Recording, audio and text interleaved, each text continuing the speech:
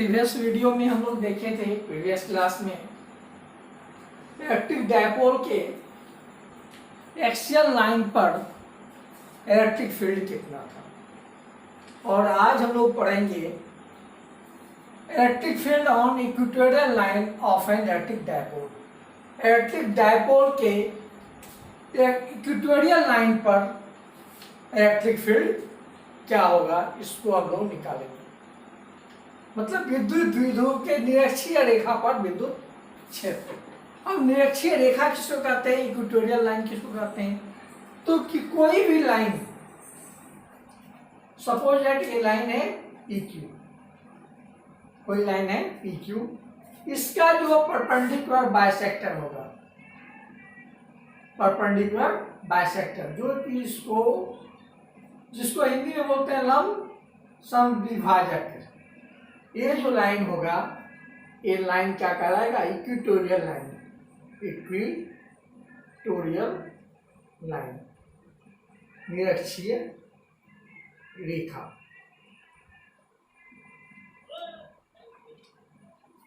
तो कहता है क्या, इलेक्ट्रिक डायपोल। इलेक्ट्रिक डायपोल क्या है तो लोग जानते हैं कि दो आवेश ए बी इलेक्ट्रिक डायपोल है, ए पर -q और बी पर +q चार्ज है, और दोनों आवेशों के बीच की दूरी मान लेते हैं 2l है। इसका मध्य बिंदु मिड पॉइंट, और इसको जो बाइसेक्ट किया, ये जो लाइन हुआ, ये क्या कहलाएगा? Equatorial line. ये परपेंडिकुलर बाइसेक्टर हो गया।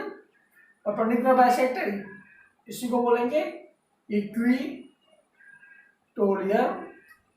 लाइन, निरक्षीय रेखा। अब निकालना क्या है? कहता है विद्युत द्विध्रुव के निरक्षीय रेखा पर विद्युत क्षेत्र। तो विद्युत द्विध्रुव क्या किया, माने कि ये भी एक विद्युत द्विध्रुव है, इलेक्ट्रिक डायपोल है, ए पर -q, बी पर +q चार्ज है। सी इलेक्ट्रिक डायपोल का मिड पॉइंट है, और CP इक्वेटोरियल लाइन है। C से r डिस्टेंस पर P कोई बिंदु है, P कोई पॉइंट है इक्वेटोरियल लाइन पे, जहां इलेक्ट्रिक फील्ड हमको फाइंड आउट करना है। अब इस P पर हमको इलेक्ट्रिक फील्ड निकालना है, इक्वेटोरियल लाइन पे P पॉइंट है, वहां पर इलेक्ट्रिक फील्ड फाइंड आउट करना है, निकालना है। तो हम इससे पहले बताए हुए थे कि जहां पर भी इलेक्ट्रिक फील्ड निकालना रहता है, वहां पर हम क्या ले जाएंगे? Test positive charge. Test positive charge पर जो फोर्स की दिशा होगी, वही उसके फील्ड की दिशा होगी। तो अब यहाँ पे देखते हैं P पर +q के कारण इलेक्ट्रिक फील्ड क्या होगा। P बिंदु पर +q के कारण इलेक्ट्रिक फील्ड क्या होगा? तो P पर इलेक्ट्रिक फील्ड मान लेते हैं EB है। इसका दिशा क्या होगा?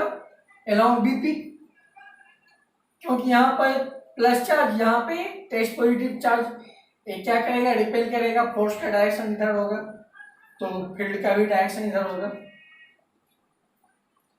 -q के कारण P पर क्या होगा?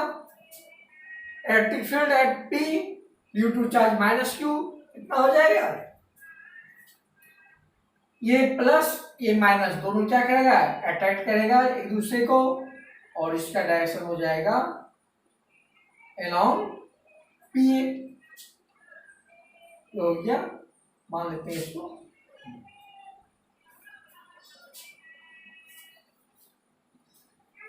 अब निकालते हैं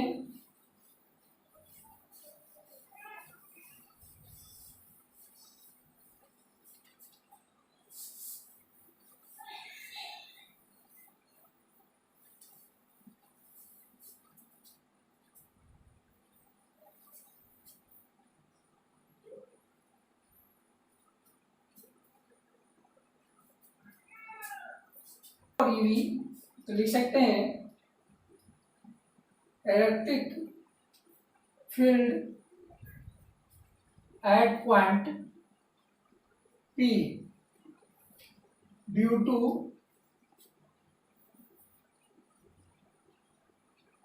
टू चार्ज प्लस QV। क्या हुआ? ईवी इक्वल टू, ईवी है, EV equal to 1/4πε0 Q by distance कितना है, यहां से आता है BP स्क्वायर। अब BP का वैल्यू हम निकाल सकते हैं हम ज्योमेट्री, तो इन राइट एंगल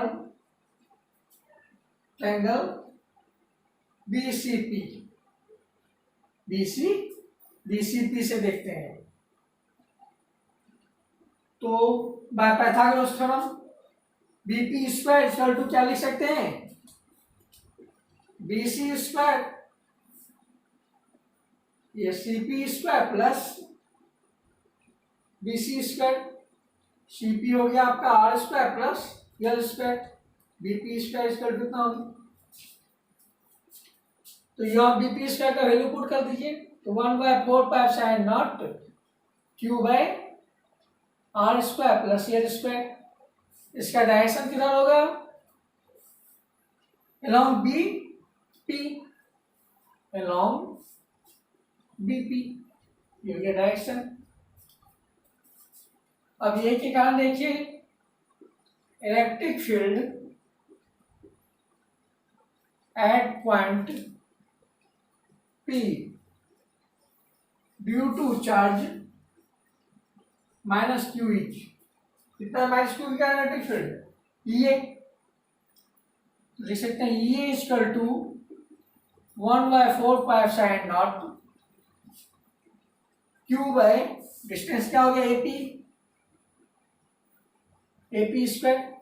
तो AP और BP दोनों क्या होगा, इक्वल होगा, क्योंकि इक्वेटर पे पॉइंट है B, तो यहां पे लिख देते हैं BP square equal to AP square. तो कितना हो गया ये आपका 1/4πε0 Q by R square plus L square. Direction क्या हो गया, along PA, along PA। ये और ये भी निकल गया P पर, माइनस Q और प्लस Q के कारण इलेक्ट्रिक फील्ड।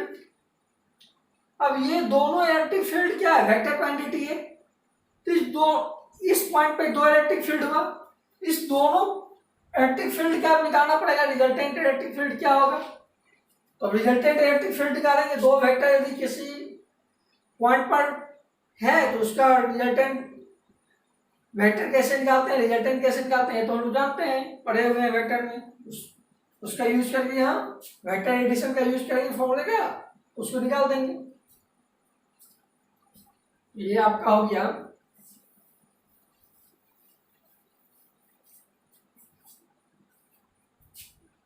तो लेट मान लेते हैं angle PAC equal to theta, इस एंगल को थीटा मान लीजिए, ये एंगल थीटा है तो ये एंगल भी क्या होगा, थीटा होगा, क्योंकि इस एंगल में ए साइड और ए साइड, दैट मीन्स AP और BP क्या इक्वल है, AP और BP इक्वल है, तो ये थीटा तो ये भी थीटा। अब यहां देखिए ये क्या है, इस एंगल का एक्सटीरियर एंगल है, अंतर कोण है, ये कितना होगा, इस एंगल और इस एंगल का सम होगा, ये कितना होगा 2 थीटा।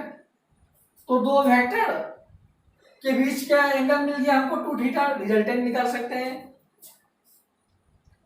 मान लेते हैं रिजल्टेंट इलेक्ट्रिक फील्ड E है, रिजल्टेंट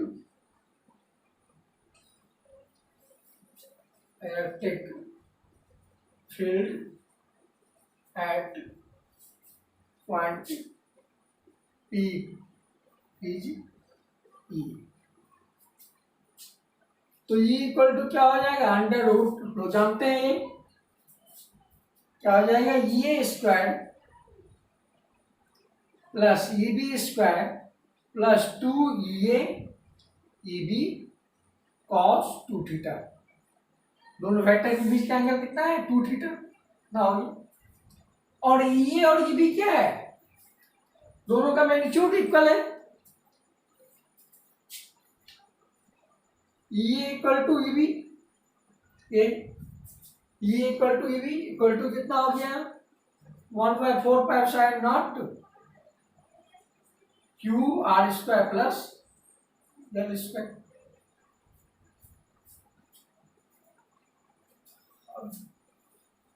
दोनों का वैल्यू पुट कीजिए, देखिए निकालिए कैसे क्या आता है।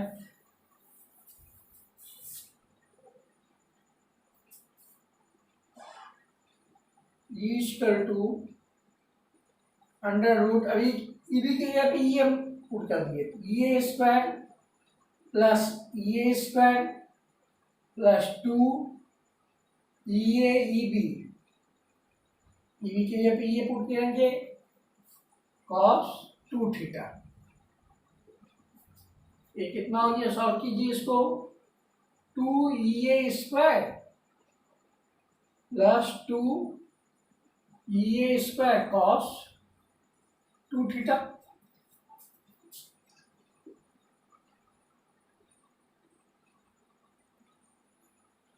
ये हो गया ये अंडर रूट 2 को बन हो गया 1 plus cos 2 theta. 1 plus cos 2 theta हम लोग जानते हैं, त्रिकोणमिति में पढ़े हुए थे, त्रिकोणमिति में वी नो दैट, क्या जानते हैं, 1 plus cos 2 theta equal to 2 cos square theta. ये जानते हैं 1 plus cos 2 theta equal to 2 cos square theta. इसका यूज करके वहां पे पुट करेंगे, इतना हो गया ये इक्वल टू ये root 2 into 2 cos square theta. इसको सॉल्व कर लेंगे, क्या हो गया 2 ये कॉस थीटा, कितना हो गया,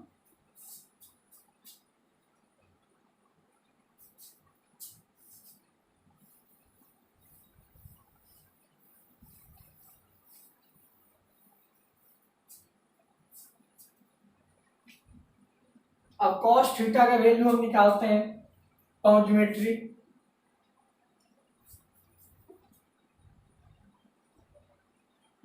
cos थीटा का वैल्यू निकालना है, cos थीटा का वैल्यू निकालते हैं, किसी भी एंगल से निकाल सकते हैं। ये एंगल राइट एंगल ट्रायंगल है, एंगल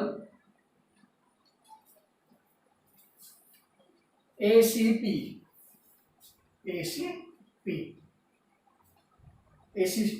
राइट एंगल ट्रायंगल है, निकाल सकते हैं। cos थीटा इक्वल टू क्या हो जाएगा, b/h होता है।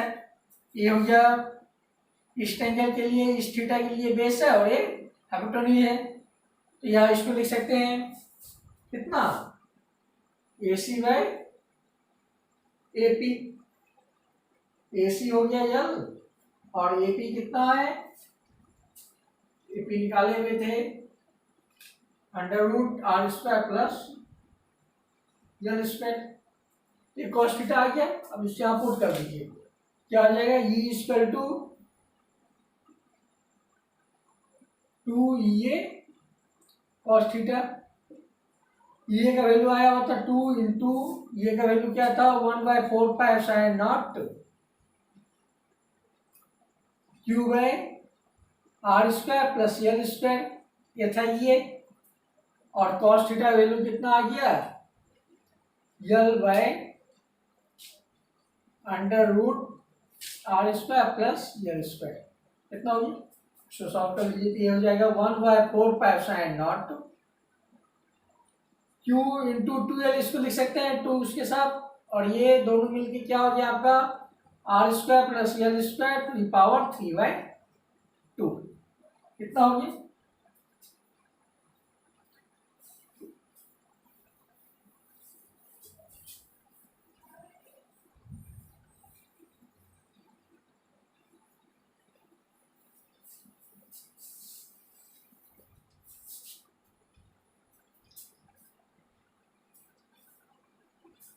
E इक्वल टू आ गया, E इक्वल टू हो गया 1/4π/0 Q इंटू 12। Q इंटू 12 क्या होता है? Electric dipole moment. Q into 12 electric dipole moment जानते हैं, denoted by P। P equal to क्या होगा? Q इंटू 12 होता है। तो इसको क्या लिख सकते हैं? P लिख दिए, P by R square plus L square और 2। ये हो गया मेरा electric field at point P।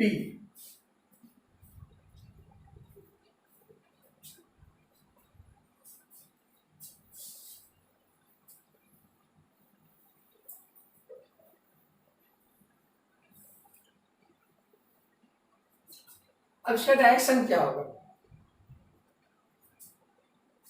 अब इस दोनों का रिजल्टेंट निकालेंगे, ये और ये भी बराबर है पैरेललोग्राम लॉ से।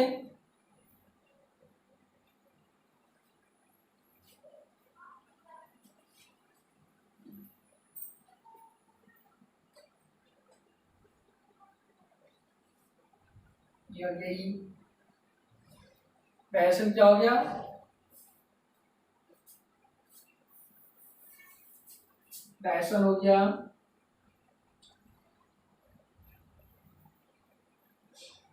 हो गया पैरेलल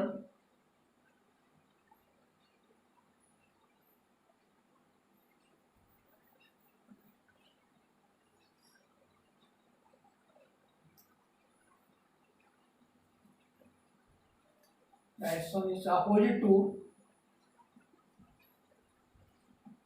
द इलेक्ट्रिक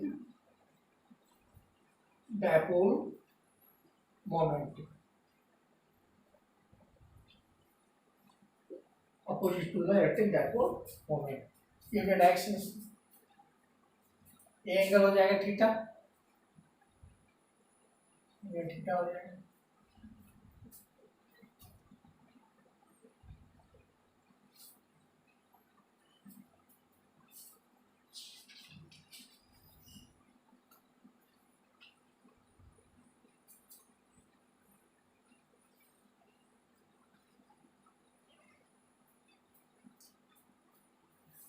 तो ये निकालते हैं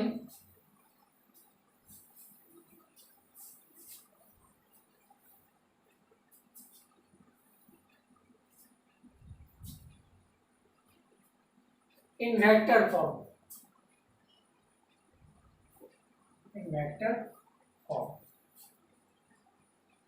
वेक्टर फॉर्म में क्या हो जाएगा? E इक्वल टू वेक्टर हो जाएगा 1/4π/0 और इलेक्ट्रिक डाइपोल मोमेंट क्या है? वेक्टर है R square plus L square P power 3/2।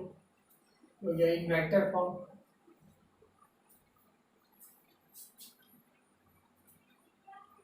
अब एक केस है, L जो है ये very very less then R हो, इफ यदि ऐसा है तो L स्क्वायर को हम क्या कर लेंगे? Compare to R square negate कर देंगे और ये क्या हो जाएगा? E equal to 1/4π/0 P by R square to power 3/2 और ये हो जाएगा आपका 1/4π/0 P by R cube. P का वैल्यू हो जाएगा इस केस में। तो इलेक्ट्रिक फील्ड हम लोग निकाल लिए कि इक्वेटोरियल लाइन के किसी भी पॉइंट पर इलेक्ट्रिक फील्ड कितना होगा? तो 1/4π/0 P by R square plus L square to power 3/2। और जब L very very less than ऐड होगा तो एल स्क्वायर को नेगेट कर देंगे और आ गया कितना E square to 1/4 pi sine naught P by R cube. आज का क्लास इतना ही, नेक्स्ट डे आगे टॉपिक देखते हैं फिर।